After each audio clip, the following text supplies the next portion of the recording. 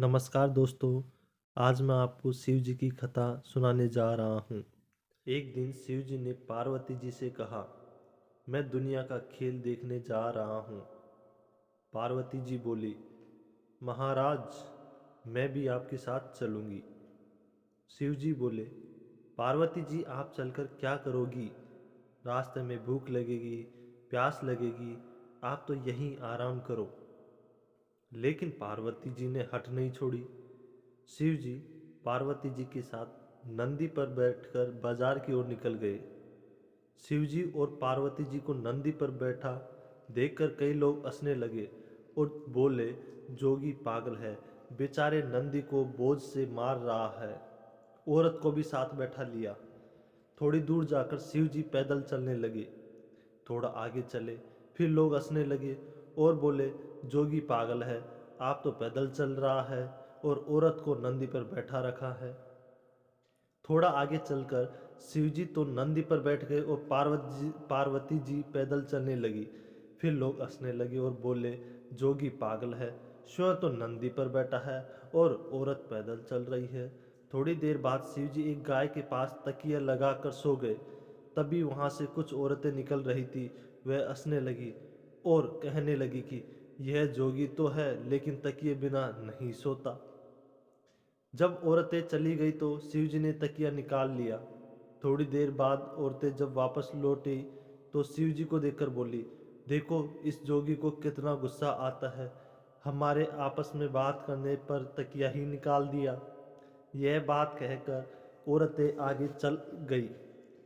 उनके जाने के बाद शिवजी ने पार्वती जी से कहा, देखो दुनिया का खेल, यह कैसे भी आराम की सांस नहीं लेने देती। चलो वापस कैलाश पर्वत की ओर चलते हैं।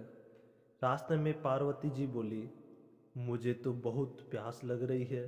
तब शिव जी ने जटा खोलकर गंगा जी बहा दी। पार्वती जी ने पानी पिया। थोड़ी दूर आगे चलने के बाद पार्वती जी फिर बोली, मुझे तो बहुत भूख लग रही है।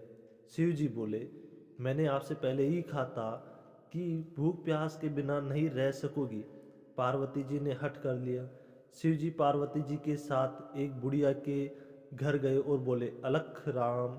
बुढ़िया आई और पूछा कि महाराज आपको क्या चाहिए? शिव जी ने कहा, खीर खांड का भोजन। बुढ़िया बोली, मेरे घर में ही खाने वाले बहुत लोग हैं, मैं तुम्हें नहीं खिला सकती। शिव जी दूसरी बुढ़िया के पास गए। वहां जाकर शिव जी बोले, अलख राम। बुढ़िया ने पूछा, आपको क्या चाहिए? शिव जी ने कहा, खीर खांड का भोजन। बुढ़िया बोली, आओ महाराज बैठो, मैं सामग्री लेकर आती हूँ। शिव जी बोले, बुढ़िया माई कहाँ जा रही है? बुढ़िया बोली, बाजार से सामग्री ला रही हूँ। तब शिव जी ने कहा, पहले घर में देख ले। बुढ़िया रसोई में जाकर देखती है तो वहाँ सारी चीज़ों का भंडार भरा था। उसने शिव जी और पार्वती जी के लिए रसोई तैयार की और दोनों को भोजन परोसा। बुढ़िया ने नंदी को भी भोजन करवाया। फिर शिव जी ने बुढ़िया से 3 थाली लगाने की कही। बुढ़िया ने कहा, महाराज और कौन भोजन करेगा? शिव जी ने कहा, एक तेरा बेटा, एक तेरी बहू और एक तुम। बुढ़िया बोली, महाराज मेरे बेटा बहू नहीं है। शिव जी ने कहा, पीछे घूमकर तो देख। उसने पीछे मुड़कर देखा तो जवान बेटा और बहू साथ खड़े थे। सभी ने भोजन कर लिया। शिव जी और पार्वती जी वहां से कैलाश की ओर निकल गए। बुढ़िया सभी को प्रसाद बांटने लगी। वह सबसे पहले उस बुढ़िया के पास गई जिसके पास शिवजी गए थे। उसने पूछा, आज तुम्हारे यहाँ क्या था? उसने सारी बात बता दी। वह बोली, वह महाराज तो मेरे घर भी आए थे, कहाँ गए? मेरा तो ले गए और तुझे दे गए। वह उसी रास्ते पीछे पीछे भागी।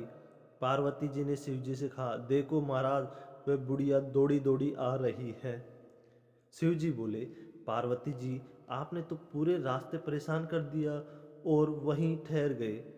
बुढ़िया आई और बोली, महाराज आप मेरे पास से ले गए और उसे दे गए। शिव जी बोले, मैंने किसी से नहीं लिया, तुमने ना किया तुम्हारे ना हो गई, उसने हाँ किया उसके सब कुछ हो गया। बुढ़िया बोली, महाराज मेरे घर में कुछ भी नहीं रहा।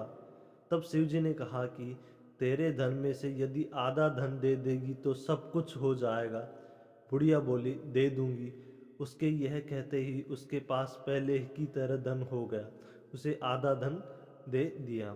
हे भगवान, रसोई जिमाने पर धन दिया, वैसा सभी को देना जो खाने सुन रहा है, हुकार भी भर रहा है, और उनकी मनोकामना पूर्ण करना।